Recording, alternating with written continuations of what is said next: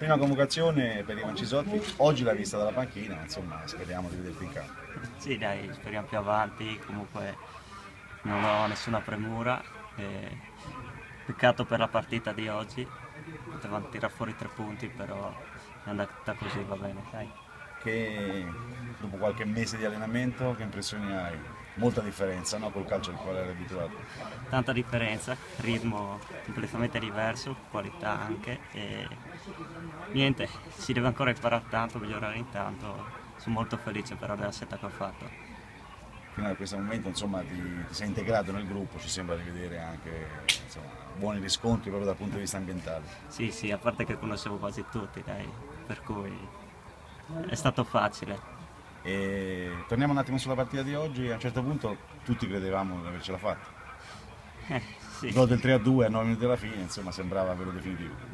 sì, sul gol di Gregoruti pensavamo ormai di poterla tirar fuori, dopo peccato. È nato da uno stop errato di Fabro in mezzo all'area, dopo è arrivato bene a rimorchio. Ormai è andata così.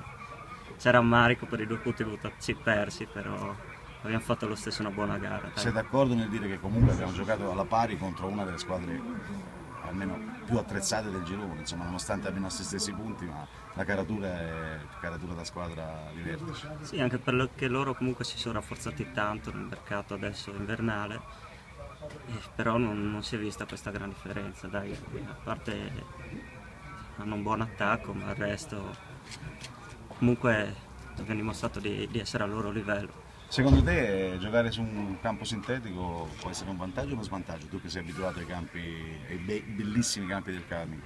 Beh, c'è molta differenza comunque dal campo in erba perché il rimbalzo è differente e io penso che sia un nostro vantaggio, sia le dimensioni che comunque il sintetico possono darci una mano perché gli avversari comunque non sono abituati, e per cui è un punto a nostro favore, dai. Quando pensi di, così, di scendere in campo per la prima volta da titolare? Quando deciderà il mister, dai, non ho nessuna premura. La voglia c'è. Sì, la voglia c'è chiaramente. Bocca al lupo Ivan. Crepi, grazie.